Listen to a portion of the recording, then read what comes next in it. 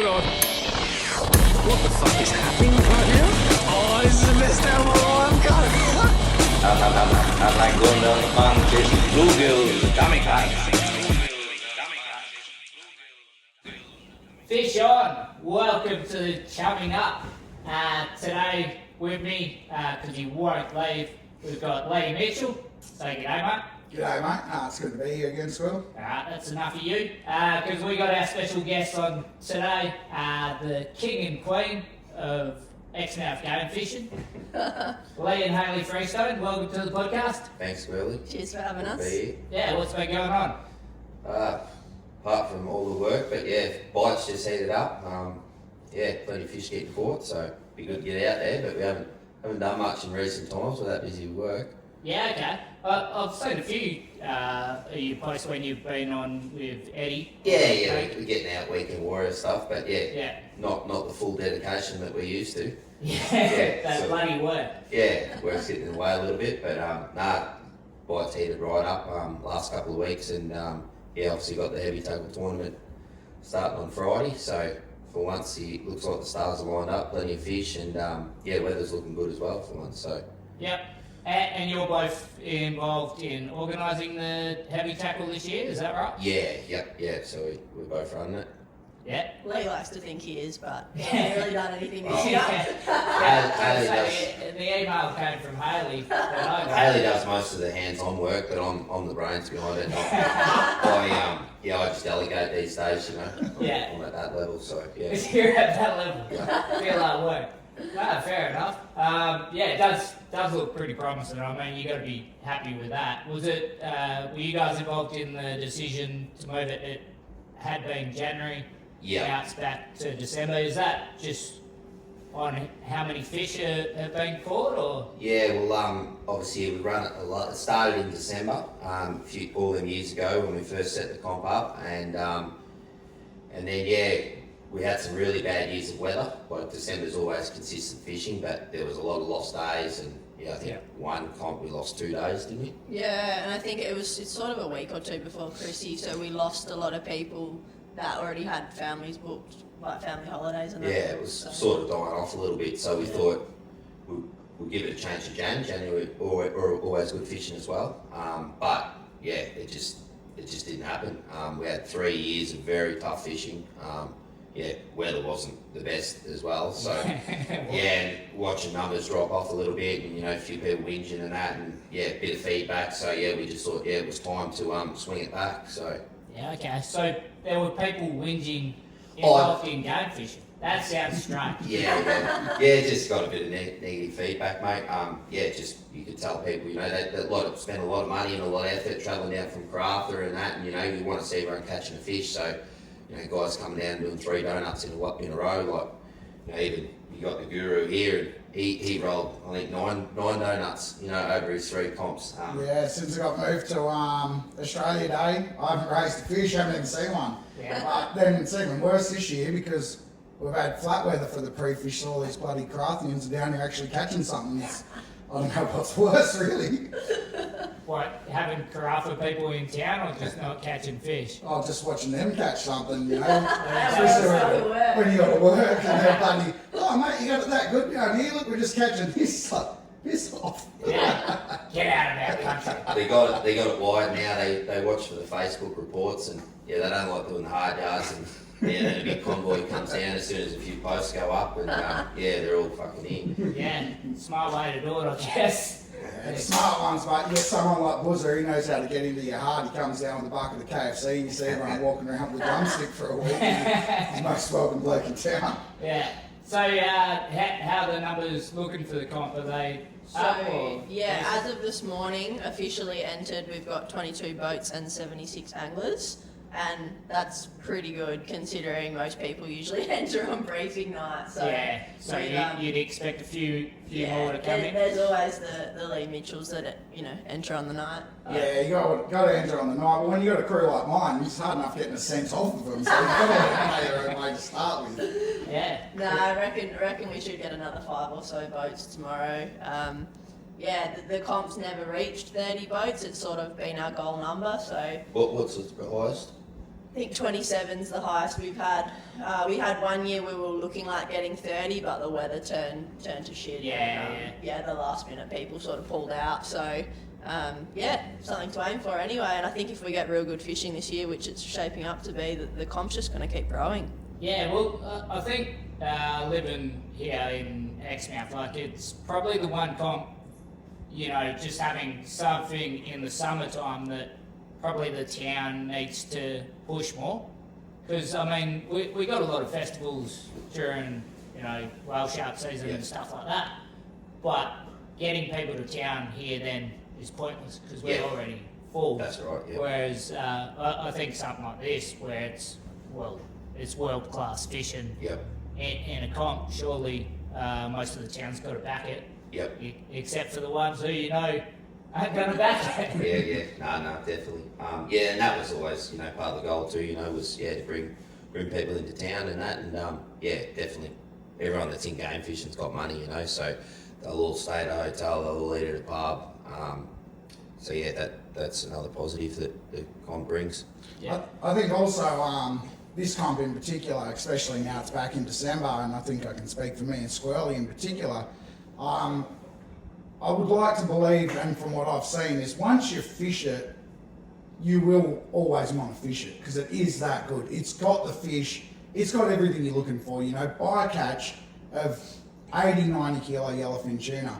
And me and Squirrely fished it all the years ago when it was last in December, and I hadn't really done any blue marlin fishing before that, and the tournament itself, and at the time they had another cash prize thing going for the largest blue marlin weighed in town, over 500 pound, and it got me into it, and now I'm obsessed, and I'm like the other guys that want to fish it. And I think this tournament in particular, if you're ever thinking about coming to fish one, this is the one. Come and have a go.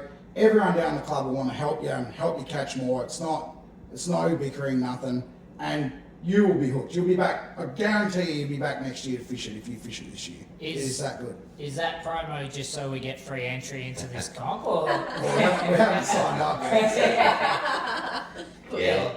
Leigh hit it on the head just then, you know, he's like bycatch, you know, 80, 90 kilo yellowfin, like, they're world-class fish, you know, I think even though the marlin fishing's been a little bit quiet the last couple of years, there's still been 80 kilo plus yellowfin caught, which, depending on line class, they're up around, you know, record size, you know, line class records, you know, and that's been caught every year, you know, so that's world-class fishing in itself, and, you know, at least calling them bycatch, so that's how lucky we are to have the fishery that we've got, you know, so to be able to line up the comp to have good blue marlin fishing and big yellowfin fishing, there's not many places in the world, and you can do it in a trailer boat, you know, like a 5 metre tinny can go out and do it.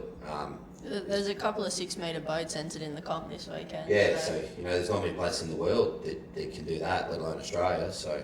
Yeah. Just for people that don't know, the special rules in the comp about fishing outside of 500 metres and the points given to each marlin. Yep, Just run us through that. So you'd probably want to touch up on the rules yourself. It's actually 250 metres. Okay. I just look at him. He tells me what to do. Yeah. So 250 metres. Outside of that, heavy tackle only. So 37 and 60. No starfish. So obviously we put those rules in place right from the very start because we want people fishing for big fish, you know, big blue marlin, big black marlin. If you catch a striped marlin, they're a cool fish, you're still gonna get some points, but we don't want to turn into a little fish comp. We've already got Amex, you know, that's a world-class comp for little fish. So that rule was put in place for that reason. You know, you can get blue marlin inside that, but it's to just have everyone doing the right thing with the right mindset. Okay, we're fishing for blue marlin. Yeah, we're chasing big fish. Yeah, we're not fishing for little ones. So that's why those rules were put into place. Yeah. Yeah. No, that's cool as. I mean, since I've known you especially, Leigh, you've focused more and more on the blue marlin fishing and stuff like that. Is that what you got into as soon as you got here, or has it just kind of progressed from game fishing to... It wasn't. It was one of the main reasons I moved here, but it was just a bit of a pipe dream at the start. Like I think I've been here 10 years now. I've done a trip a few years before that and met Eddie. Eddie was just a grommet. He was working in the shop at the time. He didn't have a contender or a black watch or anything like that. And we done a heap of sport fishing and that, and then stayed good friends. And then a few years passed, and he just started peak sport fishing, got his contender on the water, and he'd started talking about these blue marlin that he was hooking.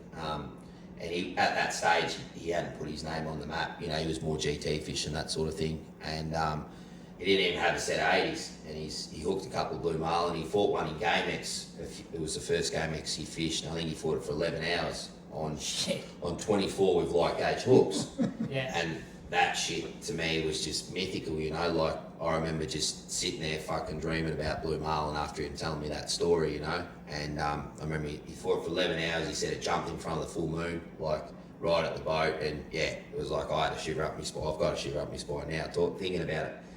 And then that just basically, lit the fire in the belly. I'm like, I've got to see these fucking blue marlin. So, and Ed's always into me, we've got to fucking work this shit out, you know. So a job opportunity popped up, and I'm like, well, you got a room for me, mate? He goes, yeah, you got 12 months, you can stay with me. I'm like, job's 12 months, perfect. So as part of the rental deal, I bought him a full set of 80s, custom Ian Millers on 80 reels, and that was me rent for the year. And every day off we went and fished for these blue marlin, and ever since then we've just been hooked, and a lot of good memories with the team. And then luckily now Hayley's probably more hooked than me. So we don't have to spend any wasted time shopping or doing any bullshit holidays or anything. We just go fishing. I just wake up on a Saturday and I know she wants to go fucking blue marlin fishing. So some days I don't want to go, but she drags me out there. But nah, it's pretty much controls both our lives. Definitely the most important thing is what we live for, and there's not many nights I go to bed without thinking about blue marlin. Yeah, okay. So that's about it in a nutshell, mate. Yeah. You were obviously talking about Eddie Lawler from Peak Sport Fishing. Yep. You guys have both had involvement in records with him, and you've got the Australian female 60 kilo record. 60 kilo record for blue marlin. Yeah. Was that with Eddie, or was that on your own boat? Yeah, that was with Ed last season, so early season last year, end of September. We'd sort of chatted during the winter that year and just thought, you know, that 60 kilo record, female record's really doable. And the boys, said they'd dedicate, you know, their days off last season to trying to fish it and find the right fish for me. And it happened in probably the first couple of days we fished last season. So, after that, I don't know what the next goal is, another grander, hopefully. Yeah. I remember going to watch that fish of yours get weighed, and it was unbelievable. It was awesome when it strung up on the scales. It was an absolute monster. And one key memory I have from that afternoon is standing there with about 25 other people looking at an iPhone, all huddled together looking at an iPhone of footage of Leigh gaffing that fish just getting lifted off the ground, and everyone's there, and you were one of them. We're all looking over each other's shoulder just going, how good is this, you know? And if for anyone listening, if you get on Peak's page, I think it is, and have a look, the gaff footage of that fish is unbelievable. It is so good. It is just some of the best footage you'll ever see. Yeah, old axe man, that's what we call Freestone. So he gaffed his cousin's fish Clay, which is the 60 kilo male Australian record, which was the grander. Yeah. So that was the first 1,000-pound blue caught in Australia as well. Yep, that's correct. Yeah, that's Officially weighed. There's been a few muppets over the east coast, and they'll all claim to be the first, but that's the first officially weighed. Yeah, you know. you're not in the book. Nah, till it's weighed, till it's in the book, it hasn't fucking happened. So there it is. Fuck the banana benders. So Leigh gave himself the name Axeman after axing Australia's first grounder blue. So don't know how much axing actually did that day. Wasn't that lively when she came up, but he made up for it on my fish, that's for sure. It was about 7 minutes into the fight, jumping off the corner, and he just went for gold. Yeah, rightio. So were you guys engaged at that stage, or was that the clincher? No, No, we weren't. that wasn't the clincher. That's another story anyway, but we'll stick to fishing. Yeah, rightio. So this year you haven't been doing as much fishing, but it's still just targeting for this comp this weekend? Do you lead up for sort Yeah. of? Oh, look, probably weather this year. Like we've had a horrible run of weather. Every weekend it's just been blowing its ass off. Obviously, yeah, you got commitments during the week and pretty much weekend warriors these days. And yeah, just the weather's been terrible, so we haven't done the days that we've, been normally accustomed to doing. Yep. But yeah. We shot out Friday, Arvo. We sort of packed up shop, said we'd had enough, and yeah, went out with Ed for the Arvo on Friday and got a slam. So Yeah, that's Yeah, not I bad. see that. And wasn't and no super slam, but But the same thing, I hear Lee saying he hasn't been going out as much, but I think you might have been going out fishing as much as I've ever seen you go out this year, Hayley. You would have you must have the most marlin under your belt of any female in Australia at the moment, I would say. You've had a cracker of a year. And like you Yeah. said, just topped off with an all marlin slam just the other day for an Arvo run. Like everything you're doing this year's turned into gold, really. Yeah, I'm speaking for myself. I'm saying I shouldn't say we haven't been fishing. I haven't been fishing, but yeah, Hayley's definitely been flying the flag. All started in COVID when things got pretty quiet and Ed cancelled a lot of bookings, and but he still needed content, so him and Hayley just teamed up for the whole season, and away they went. Yeah. Not bad work if you can get it, I suppose. Yeah. that's it. You still do a little bit of other fishing when you get a chance, though. You've done a few Monty's trips in the last few years. Yeah, mate, we like all sorts of fishing. Mainly sport fishing, throwing poppers, all that stuff. We're in our fly fishing. That's our sort of thing with Ed this year. On our days off, we've been throwing flies at him. Yep. So yeah, that's pretty cool. But yeah, we love our trips away, and yeah, we're keen to do everything. Yeah, okay. So any goals left, like that you really focus on, like any big things? Yeah, definitely. Like I said, that the fly fishing thing, that was the pact we all sort of made this year, was to catch them on fly. That's me as a personal goal, and I don't get to get on the rod much, but as a personal thing, yeah, I'd like to catch a nice one on fly. I was lucky enough for out there. It was probably 3 weeks ago, and by 9 o'clock, I hooked a 500 pounder on fly and won about 350. Yeah. Pulled the hooks on both of them, but without catching them, it was probably, apart from the big ones I've been involved in, but as an angler, it was probably the most exciting and the pinnacle without actually catching the fish. But yeah, it's words can't describe it. Like blue marlin are awesome and switching them's awesome, but when you catch them on fly or get to hook one on fly, it's another thing again. But got some pretty cool footage of it, and it's up on Ed's page. If you want to have a look, get you pretty excited anyway. So when you're fishing for them, Lee, I'm not the full book on fly a little bit. What sort of tipper do you run? Are you running the 10 or the 15? Ed's a purist. He's been butlerified and follows the full IGFA rules. So the 20 pound? Which is a good thing, because just for the history of the sport, and it's a bit of a dying sport. If people aren't going to do it and follow the IGFA rules, then it will die. So Ed will only throw 20 pound, that's what you need for the world record. I think the world record blue marlin's it's 120 something. Yeah, So- kilos. Yeah. So it's doable because we get a lot of fish in that 120 to 150 bracket. So it's a perfect spot to do it. So we just said, righto, we'll go shot for shot. Ed will throw the 20 pound. I've been throwing 30 pound, which is Australian tippet. I just want to catch one, So I think I've got a better chance to catch one on 30 pound than 20 pound. Definitely, I'd Yeah, say so. Like half again better, I'd say. Ben Knight, he's actually got the Australian 30 pound record. And he's famous for his statement of saying that he'll never be beaten. Yeah. So a little bit of motivation there, Benno. Something to strive for, and at the moment you're at the top of the tree, but we're coming for you, mate. And I think I remember that fish too. It's a 130 kilos or 131. Yeah, something around that, mate. Yeah. And, So the one thing I do love about fly fishing for billfish, I think my favourite thing is with the 20 pound and under, is you can't use flying gaffs. You have to use a fixed head gaff. Yep. And like you're saying, that the fly fishing is just so much more enjoyable for you.